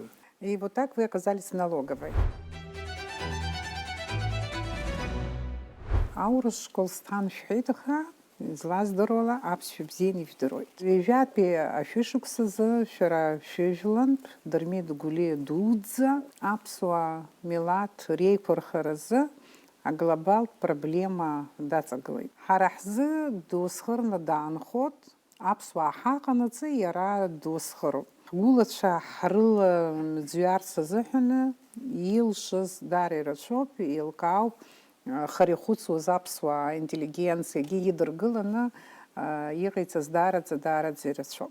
Аха сара уже сызлаша верстаху уягуцам. Убуси пшигалейта неюс, дермит дудза и натачу изла здыруала яха апсфи здыру хажгидацам. Яха зыму. Игада. Игада димагуля ибзина дыждурн шара. أتورخ تصايوه كون شريجة جاب شرحوت رانجي كرب حب Рандаш чекарп хаус здоровый. Избанзар яра Дима издырзомаста бызша. Дима издырзомаста и хучкуэр здоровый тусума. Иш кун швир здоровый. Да, Россия бургет и сапшавый тусанапха. А ей сапшавый. Аслан и Владимир. Ага, и сапшавый. Да, Россия бургет и избанзар юнатачина жабы апсю шпеем цухур хокран писахахет. Шерафизы дермит и чапхе атак пхукра. Сара набре дермит ежила и успыр хрыканы абряжила и сымша дар патусаку бзиз буцхар қалот. Иха глуя ян хыз дермит дизбахио диздыру сарасоп. واحد كده قاسم أقول ياكو. يرى خطالة دزدرون إزبانك زردن بس جزء جوي شو بس سخصون بزين دزقالة شود إسقالة شود شمخص سكرتنا سيوكزون أبري بتسكرلا سير تشخون. أري ديما خشيك سزحن وسقم شيزم بس توصليتون الناس أري درميت راواي سيشكون راواي أري شيزم سرا وسخشوتي يبزين دزقالة شود. إسخصها سرا سنالجا إلكارا سشغليو يسنك أبريد درميت إخزي يسرحون بريس سجلا أسمع دشكوما ناس جسابيرت شو زني يسايحون درميت يتوروح كويس بانك زر درميت شغله بتوي كويس انساب اساس شبزيو كاساس شخاطر كونيله قبل ساعات اساس ستول مي بغرا تشيجكم مي بغرا زحن ساب نايغون ساب بزينه تشاجون اورس في بزيزن يدرون خبرهم بس شوي يدرون ساقل شارع بس شكر زرا بايو صندوق تجار تشارا درلزيت دغون بحان لاشا تجارن صندوق جام بس في يلدرون برزين بس في يلدرون ايرمان بس في يلدرون نوسخن وسيقن سدر سرا ايرك بس في يقدروا درا يرتشن يردرون درميت ناس خشيك صندوق سرا بس في لسزاب خزمز خا ها اكر خصني سابي سيرتي ابخيش بسنقبش وسرق دنسوز بسنقبش برت شحكوا يالدن استاتيكوا سبخاشا ناس دنالاج يتح اي تحرسك شون وبس يصير да بس يصير بس شو ناس كتر خسيش طلون ناس سابخ سنالجا يوم تكوسيتن سابخ سالجت يخجس جويتوب بري جنرالا ابناتشزكنا وبصل رابخ سنابخ اتشورا سكوند بري ابناتش излырщи, бас юкцалана цака юкцалана, игбут шаган созахан, ихаги сгуяла. Уже с высоты моего возраста, дерех еще нравилось кузен репхо, мы просто езжаем сюда. Излахайся бриепш, а цака ду амана, излавия бартепш ажадралоко. Репх, он репхо, усвоюгяна год.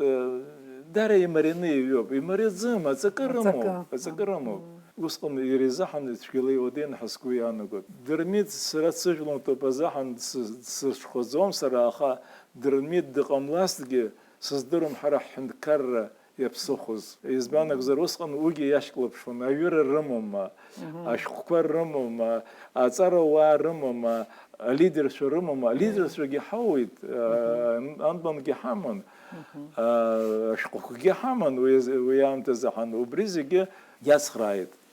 Республика ҳаман ҳара. Шаҟа ажәларқәа хыԥхьаӡарала акыр ҳареиҳа иаҳаны рҳәынҭқарра рымаӡамкәа ишԥаанхеи? Аҵарагьы нысҵоз Ленинград, еснагь ауаа дырдырын Дырмитгьы дырдырын, Гьаргьы дырдырын ибзианы. Еснагь ирҳәон, вот это племянник или внук, сара мап сказомыз абри зегьы аиҭаҳара ибасҭахыз сара. Са сыгәлиоуп, Ежлантоп. Ус дара арахь аӡҩыбжьа ԥқәан усуми, аӡҩыбжьа уаарчы, шәара ишыр акәызма? Ишыр ҳанџьара ашьҭахьоуп ҳанақәшәа. Уаанӡа ҳаргьы игәылрыԥшьҭоуп, аха ауаҩышәгарақәа ҟарҵан агьиан иашҭқәа инхон. Иашҭқәантәым ҳанџьара ицеит, ҳар ҳаԥсаҟьаны ҳҟалеит Ҭырқәтәыла. Уаанӡа иааз Дырмит ԥшаҳәала дааит, ари сабду иаб иҵакырала Зандалала иааит, аӷбала иааит. Нас аӡхыҵра ҟалаӡомызт, арахь иаармышьҭит, нас мчыла иааит, Ешыра инхеит, убас иҟалеит. Шәара шәҭаацәараҿы шәхәыҷқәа ҩыџьа аҷкәынцәа шәрабуп, усуми? Жәамоҭацәагьы шәымоуп сымҩашьозар. Хуҩык ахылҵ-ихылҵ сымоуп. Хуҩык амоҭацәа. Ешыра ахылҵ-ихылҵ рҳәоит. Ахылҵ-ихылҵ зынӡа ибзиоуп, иаҳагьы иеиӷьуп амаҭа аҵкьысгьы. Ҳәыҷкәынцәа, шәмаҭацәа абызшәазы проблема ыҟоума шәҭаацәараҿы аԥсшәазы?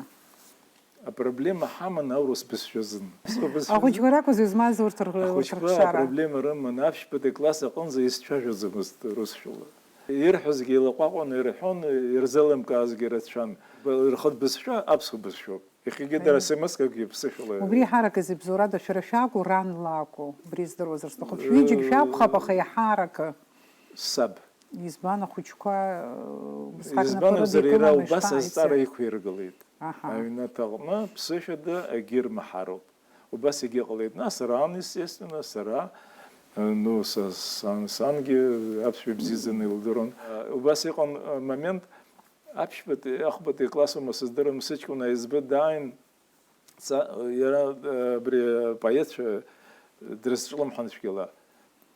Абри аԥсуа апоетқәа, ари дыбзиоуп иҳәон, ари дшезым, ари дузаԥхьаӡом, абас хәҭахәҭала дааин, рпапа Пушкин дудыруама ҳазазааит. Пушкин дышбазымдыруа, адунеи зегьы дырдыруеит Пушкин. Саргьы дыздыруеит иҳәеит. Иаҳҵон ижәеинраалақәа, иугәаԥхама ижәеинраалақәа бзиоуп иҳәеит. Ишәҵа закәыз исҳәан. Осенняя пора, чей романе, приятно мне твоя прощальная класса. Ибзианы иҳәеит абри зегьы. Уара зегьы илукаама сҳәан. Зегьы илыскаауеит иҳәеит. Осенняя захьӡу исҳәан, исыздырӡом иҳәеит. Пора захьӡу исыздырӡом. Очарование нас иудырын. Ус иҟоуп ԥсуак дышәзыԥшаауа, аԥсшәа аганахь амдырразын ишәыԥшаауеит, аха аурысшәа аганахь ишәзыԥшааӡом. Ҭацәагьы аԥсшәа рдыруеит. Уи шәара ишәыгхарымызт. Иахьа астудентцәа ацара дшәырҵо. Ачынуаҩра уа аус жәуама џьаракыр? Министрраҿы егьы ус жәуама? Сара иахьоу апрезидент администрациаҟны узуп. Иарбану? Аекономика аԥшаҿы аус жәуа. Аха уажәы сара интерес сымоуп астудентцәа ацара дшәырҵоит. Убри аҟынтәи сцаар сҭахуп, аиаша шсашәҳәогьы здыруеит, иахьатәи студентцәа ацара рҭахума? Ихьымҭоз зҵаароуп аиаша заҳан. Иахьагьы уахагьы сгәы иҭоуп, убри избан акәзар есышьҭны дареи ҳареи ҳаиқәшәоит. Аԥыхьа, аиаша шәасҳәоит, аԥыхьа астудентцәа иаҳа иазыҟаҵаны иҟан. Ҳара ҳпроблема, аиҳабыратә ашкол акәӡам апроблема, абжьаратә ашколоуп апроблема.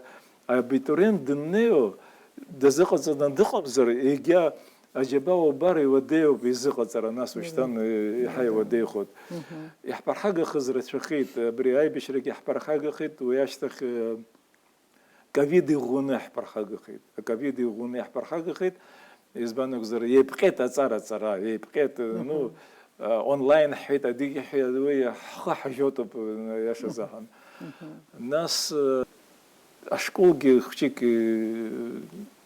хисханы калит избот игбасту цара ахабре цыпхи сэмпе италз и хахчик егишиз أبو غرقوب гуграгоп تدو زاشر شاب صاحب та чурахну илырка ваялагет ахучква языкацатоп репетитор мадачоком ха языкарцо ялагет Учкуя хана продыркулу я гасарабха. Дача сарак вчера экономика и бзини злавь даруала ще злат хуала, а бизнес ускуги насуса теория гана хала я хапи и вдруг и бзина. Гана гороку побаси пшу саракырн писар хахета брика гфзичум кадзо аджар а бизнес аш харпш разха.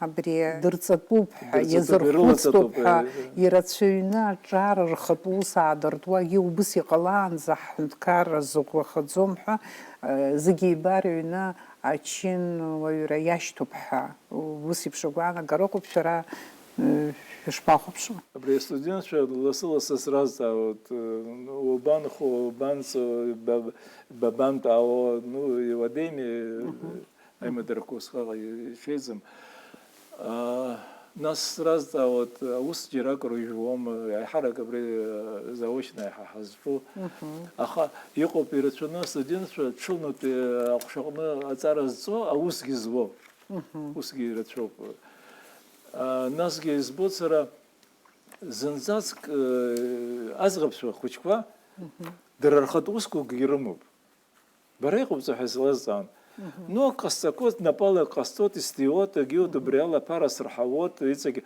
нас бри апхан экскурсия хасаблаги экскурсовод хасаблаги усрувод расчар хрхот на самом деле и воды ищем шанза ханза а урцна нас усмучу нас да адрична дереху брио чозаров аха апара дерхот хармазм нас герт сарасычком сверюс зимбой دررزق برا حراينا وجق حق حمو ببرا ريترو قمنا حق حمو ببرا رزق زوت امسي كورت دازن اويس بزي كورمو رزق اك يچو رزق بزنس يالو رزق خرم ممكن فرق درحوت وخرخ بشكي يرنبشو رتشاف شكي بزيوب اصارك بزين يرمو رزق اصار رمو رزق اصار رمو ناسجي بيزنس نبالكوب يبزينا باراجي درحوت يبزينا حنوح حزاحن يبزيو يخلنا قويقود يشكوب شو أدر قرطة توما برتا بيزنس الزحنا يرتطو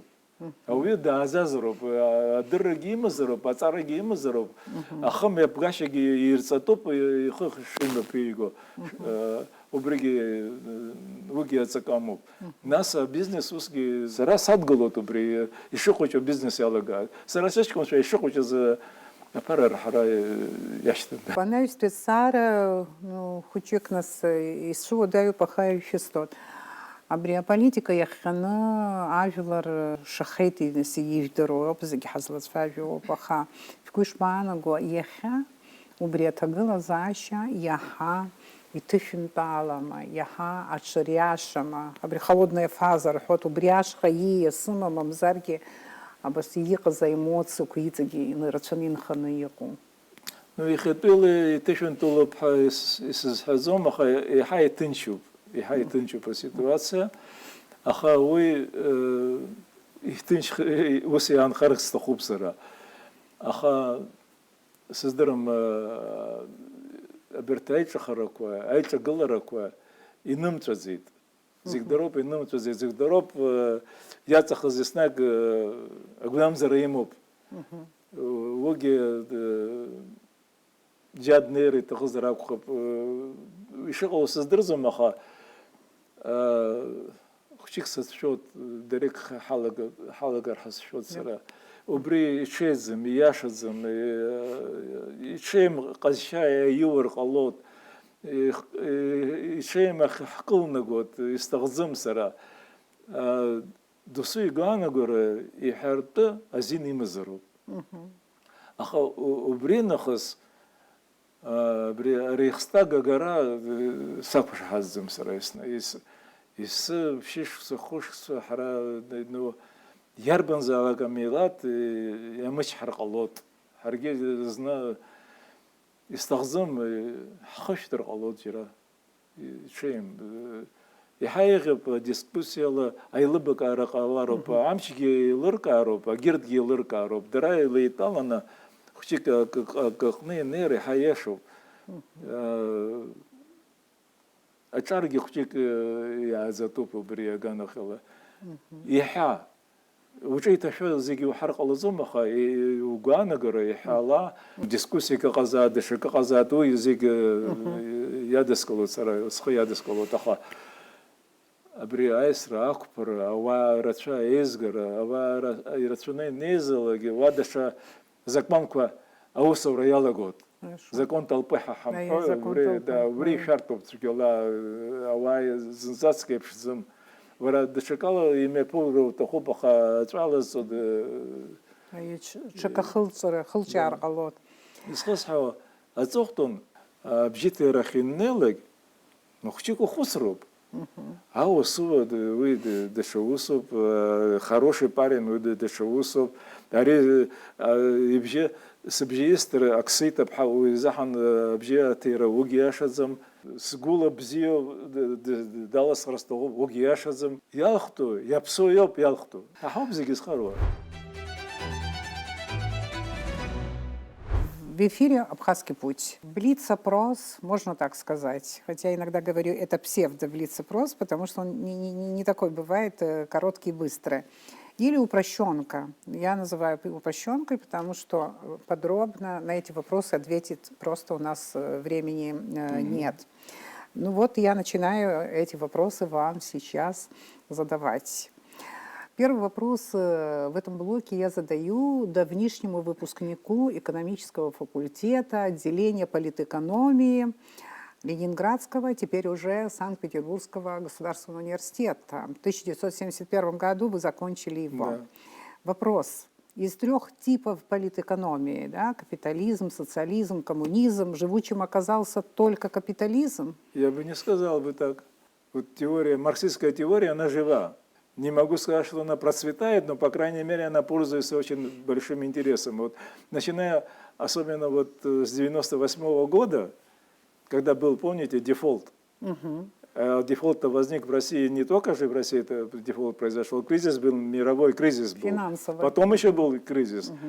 И, кстати, в мире известные экономисты опять вернулись к Марксу, начали читать Маркса, начали читать Кейнса, да, начали употреблять эту терминологию. То есть эти идеи, они живучие, они живут, они на самом деле, они во многом правильные. Конечно же, все это трансформируется, вот все такого стабильного никогда ничего не бывает. На сегодняшний день выиграл не столько капитализм, а сколько рыночная экономика выиграла. Вот рыночная экономика на самом деле победила. Да? Но рыночная экономика победила и в Китае, но там же марксистская рыночная экономика, они же по-своему ее используют, они не ушли от своего марксистского прошлого и настоящего. Вот. Но вот теория коммунизма для меня немножко слишком отдаленная, вот как бы, да. А вот теория капитализма, я ее хорошо изучал, и теория социализма тоже. Вот в социалистической теории политэкономии социализма было очень много интересного и полезного, на мой взгляд, но там было и много того, которого не нужно было. Но нужно было вовремя трансформировать экономику. Все. Да. Ленин это при НЭПе сделал, кстати. Практически ввел элементы капитализма. А Сталин упразднил. Свернул НЭП. Да. Хорошо. Советский студент 60-х годов Александр Гуля. Что с особым трепетом вспоминает сегодня? Вы жили в общежитии, вы голодали, как и многие другие студенты иногда. Или как? Что вспоминаете? Коротко. Да, это было хорошее время. Знаете, чем оно еще вот, мне тогда нравилось? Почему-то вот у меня было вот стремление к познанию, к знаниям. Я прилично учился очень, да, у меня, да, мы это уже поняли. Да, и повышенная стипендия бывала там и так далее, вот, да. Вот. И у нас вообще на нашем факультете хорошо учиться было престижно. Плохо учиться плохому студенту все плохо относились, и его коллеги относились плохо. Вот он был безавторитетным. Надо было хорошо учиться. Надо было участвовать в студенческом научном обществе. Надо было спортом заниматься. Надо было комсомольцем хорошим быть. Я все эти этапы прошел.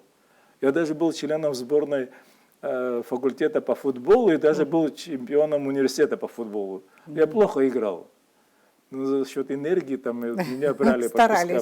Старались. Да. В общежитии жили? Жил в общежитии. Вот какой был состав общежития. Кувейтис из Кувейта, израильтянин из Израиля, еврей, чилиец из Чили и я из Абхазии. Вот наш конгломерат такой был. Интересная, кстати, страны, Интересный, география очень интересная. Да. Вы автор большого количества научных работ. Более того, вы автор русско-абхазско-английского словаря налоговых терминов. Да. У вас хороший английский? Какой он у вас? Да, приличный английский. Ну, нас переводчиками не готовили, но все-таки 5 лет учил в университете, еще в аспирантуре. Ну, я хорошо умел разговаривать. В чем наша критическая уязвимость, я имею в виду абхазов, если не говорит о демографии и внешней безопасности? В чем еще наша критическая уязвимость? Вот я считаю, что, может быть, не так страшно, но мне это все-таки беспокоит.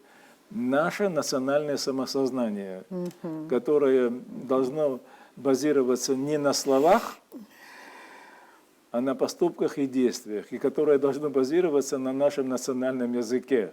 И свою идентичность начнем терять, ну все. Лозунг «Мы можем» был основным для малайцев при Мухаммаде Махатхире. Да. А каким он мог бы быть у нас? Хороший лозунг, конечно, но я думаю, у нас должен быть другой лозунг, немножко другой. Мы все преодолеем. We shall overcome. О, Да, спасибо. мы все В преодолеем. Малайзии, я сегодня в Малайзии, магистральным оказался проект мультимедийный «Суперкоридор». Нам нужен масштабный проект?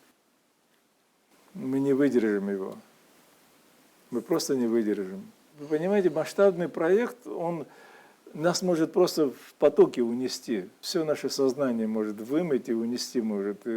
Нам надо быть очень аккуратным вот в этом мире. Вот очень большая волна надвигается на нас, и она надвинулась уже. И мы никуда от нее не можем деться. Нам надо фактически нам надо выживать, к сожалению. Я предполагаю, что вы эстет, судя по всему. Хочу спросить, культурный продукт, музыка, кино, живопись, который ваш вот из них? Ну, наверное, музыка, потому что у меня музыкальное образование. Если музыка, то какое У направление? меня было фортепиано, но в университетские годы я в основном на гитаре играл. Ну, там фортепиано не было, на гитаре было легче. Но что касается музыки, знаете, Бог мне не дал, вот, к сожалению. Она во мне звучит, я ее понимаю, я ее очень ощущаю здорово. Я могу даже слезу пустить от хорошей музыки, от хорошего вокала. Но воспроизводить я сам не могу, хотя очень люблю петь. Хорошая музыка – это что? Вот, например, кто? Давайте скажем, кто хотя бы один человек. Безусловно, классика в первую очередь. Я ее очень хорошо воспринимаю. Да. И вот был какой-то момент, когда вот эти 3 великих тенора пели, я был один дома, и я их слушал, и вот, поверьте, со слезами на глазах я кричал: ребята, вы великие. Да, да. Даже кто вообще не понимает музыку, и тот не может равнодушно их слушать, это Вот правда. Хибла, когда поет, мне очень вот это подходит. Подходит. Наверное, еще потому что свое. Понятно. Цитата. «Американцы, по большому счету, очень невежественны и ничего не знают об остальном мире. Тем не менее, они являются теми людьми, которые решают, кто будет самым сильным человеком в мире». Так заявил в свое время Мухаммад Махатхир. Скажите, насколько опасен Трамп для мира сегодня? Или насколько опасна Америка для мира?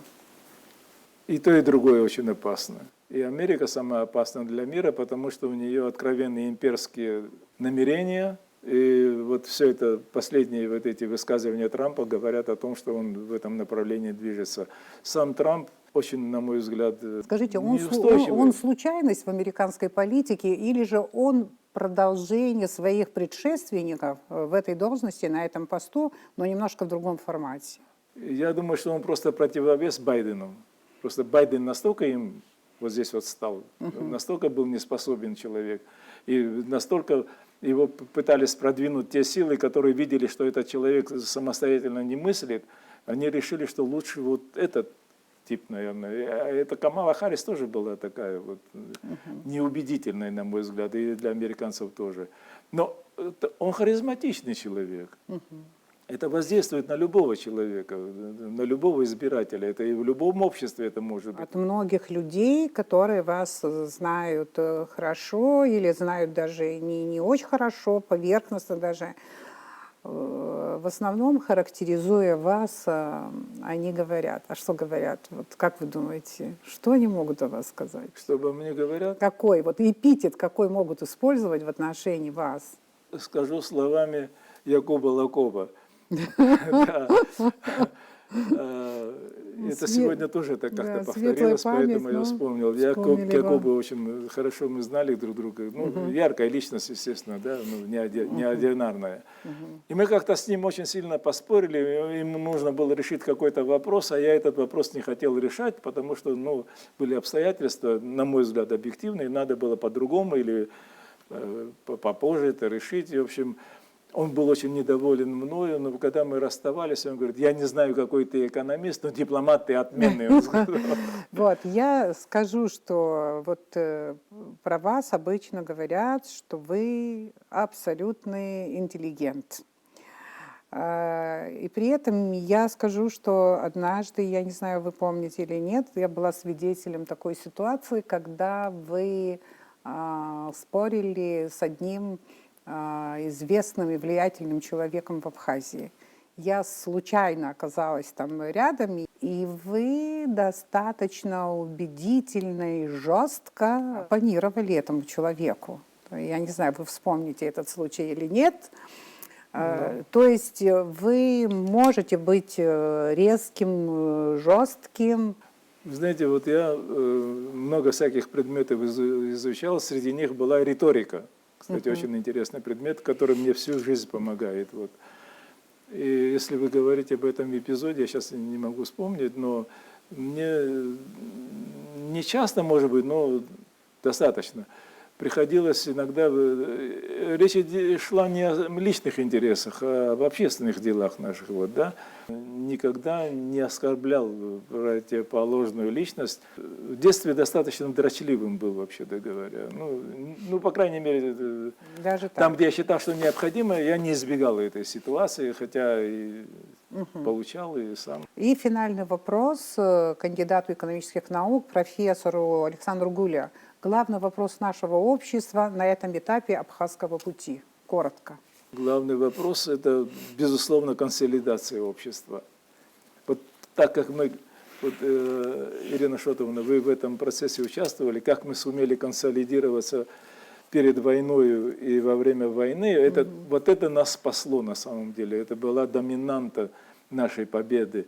И если мы к этому опять не придем, к этой консолидации, нам тяжело будет, очень тяжело будет сопротивляться всем этим проблемам, которые на нас просто обрушиваются. Слишком много проблем, и слишком они для нас серьезный характер носят. Вот. Если мы не консолидируемся, не начнем понимать друг друга, не начнем слышать друг друга и слушать друг друга. Спасибо вам за очень интересную беседу, коммуникацию. Апсуарыме с Александром Гуля. И спасибо, что вы были с нами. Абхазский путь непременно продолжится. До свидания.